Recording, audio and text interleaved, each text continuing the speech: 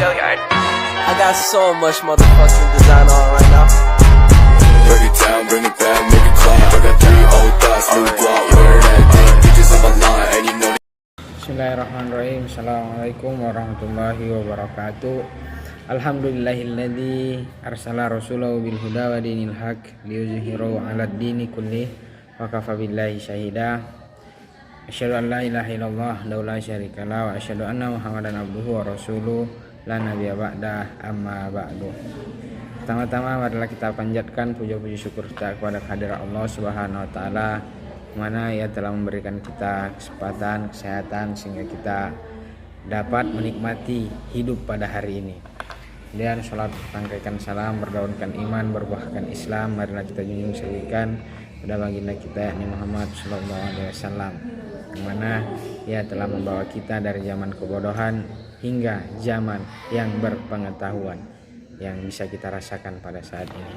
Baiklah, kami di sini akan menjelaskan presentasi kami. Baik, di sini saya akan menjelaskan tentang materi manajemen peserta didik, yang dimana manajemen peserta didik merupakan gabungan yang terdiri dari 2 kata, yaitu kata manajemen dan peserta didik. Istilah manajemen ada yang menyebutnya dengan administrasi, akan tetapi dalam pelaksanaannya kedua istilah tersebut memiliki makna yang sama-sama secara bahasa yang sama-sama. Secara bahasa, manajemen sendiri berasal dari kata Latin yaitu dari kata menus yang memiliki arti tangan dan egri yang memiliki arti melakukan. Kata-kata itu digabung menjadi kata kerja manajer yang artinya menangani. Dalam bahasa Arab, manajemen diartikan sebagai idorah yang berasal dari kata adara, yaitu mengatur. Manajer dalam Kamus Besar Bahasa Indonesia diartikan proses penggunaan sumber daya secara efektif untuk mencapai sasaran. Istilah manajemen sudah populer dalam kehidupan organisasi.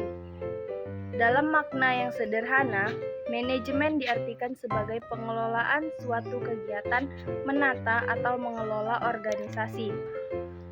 Dalam mencapai tujuan yang diinginkan disebut dengan kegiatan manajemen.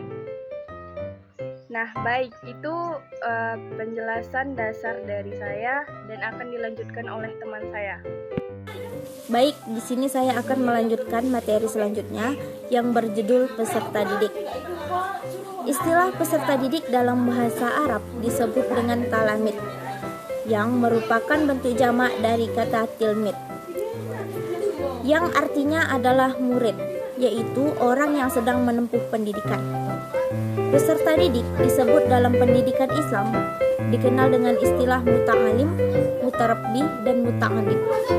Muta'alim adalah orang yang sedang diajar atau orang yang sedang belajar. Muta'alim erat kaitannya dengan mu'alim, karena mu'alim adalah orang yang mengajar, sedangkan muta'alim adalah orang yang diajar. Peserta didik ini juga mempunyai sebutan-sebutan lain seperti murid, subjek didik, anak didik, pembelajar, dan sebagainya. Peserta didik secara istilah merupakan siapa saja yang terdaftar di suatu lembaga pendidikan sebagai objek didik. Ali Imran menyatakan bahwa peserta didik sebagai suatu komponen masukan dalam sistem pendidikan yang kemudian diproses dalam proses pendidikan sehingga menjadi manusia yang berkualitas sesuai dengan tujuan dari pendidik nasional.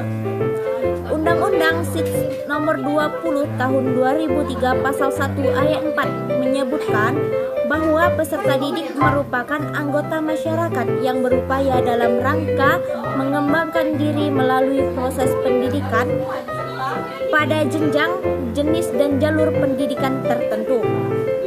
Peserta didik dengan demikian merupakan masyarakat yang terdaftar pada lembaga pendidikan yang berusaha mengembangkan dirinya melalui proses pendidikan. Baik, saya akan melanjutkan penjelasan penjelasan mengenai manajemen peserta didik.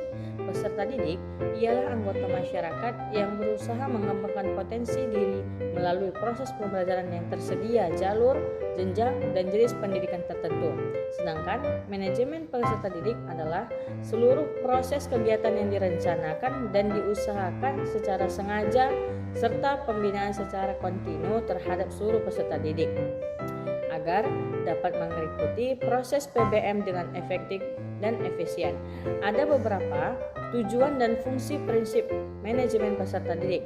Kalau tujuan umumnya, manajemen peserta didik adalah mengatur kegiatan-kegiatan peserta didik agar kegiatan tersebut menunjang proses mengajar di sekolah. Dan lebih lanjutnya, proses belajar mengajar di sekolah dapat berjalan dengan lancar, tertib, dan teratur sehingga dapat memberikan kontribusi. Baiklah, di sini saya akan menyimpulkan hasil presentasi kami, yang dimana dianya manajemen peserta didik adalah mengatur kegiatan-kegiatan peserta didik agar kegiatan-kegiatan tersebut menjunjung proses belajar mengajar sehingga dapat berjalan dengan lancar, tertib dan teratur sehingga dapat memberikan kontribusi bagi pencapaian tujuan sekolah dan tujuan pendidikan secara keseluruhan. Mungkin cukup sekian yang dapat kami sampaikan. Mudah-mudahan dapat dimaklumi. Bad, make it clap. I got 3 old thoughts, new guap.